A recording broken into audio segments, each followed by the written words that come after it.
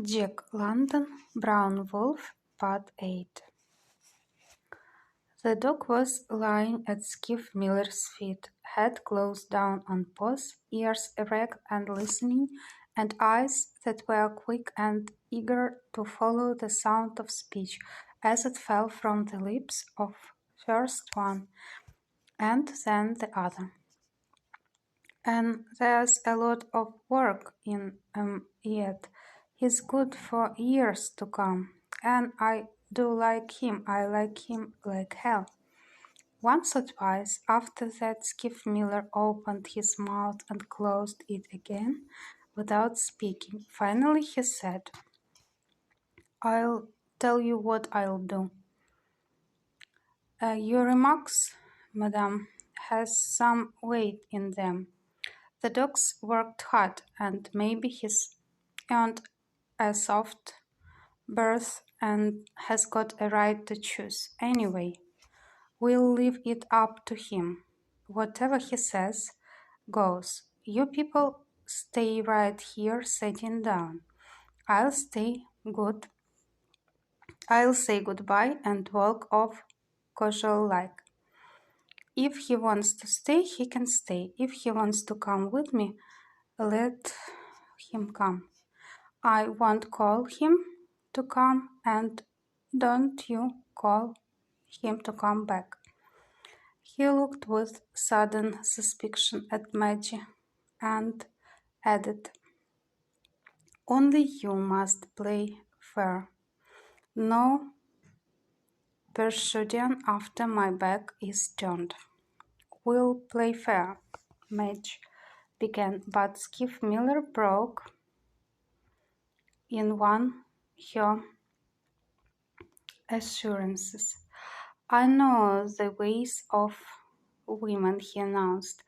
"Their hearts is soft. When their hearts is touched, they're likely to stack the cards, look at the bottom of the deck, and lie like the devil begging your pardon, madame. I'm only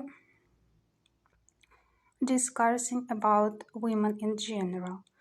I don't know how to thank you, Maggie quavered. "I don't see as you've got any call to thank me," he replied.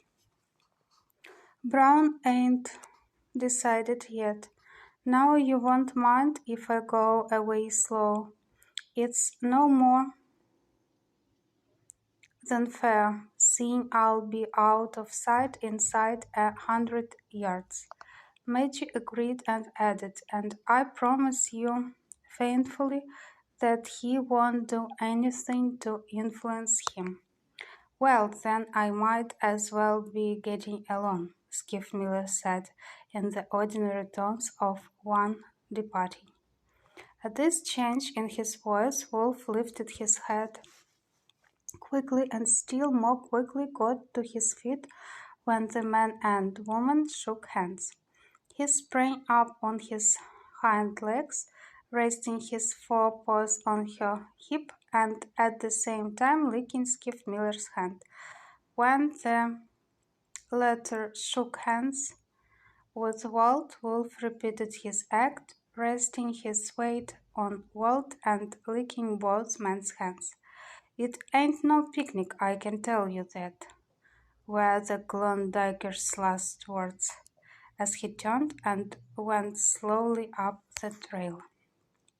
For the distance of 20 feet, Wolf watched him go, himself all eagerness and expectancy, as though waiting for the man to turn and retrace his steps. Then, with a quick, low whine, Wolf sprang after him, overtook him, caught his hand between his teeth with recurrent tenderness, and strove gently to make him pause.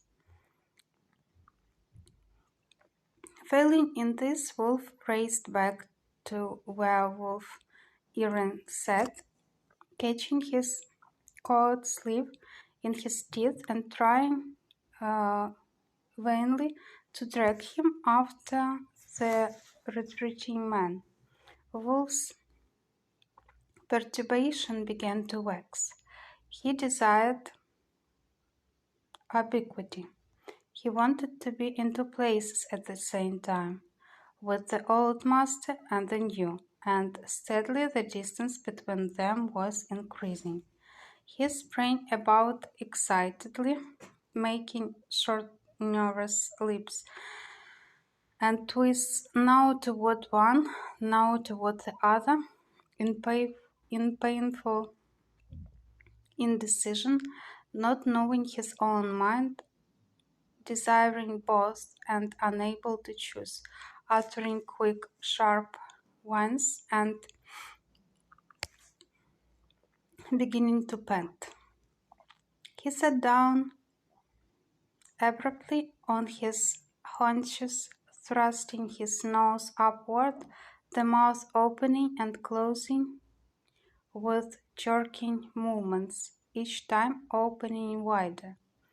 These jerking movements were in unison with the recurrent spasms that attacked the throat, each spasm severer and more intense than the preceding one, and in accord with jerks and spasms, the larynx began to vibrate, at first silently, accompanied by the rush of air expelled from the lungs, then sounding a low, deep note, the lowest in the register of the human ear.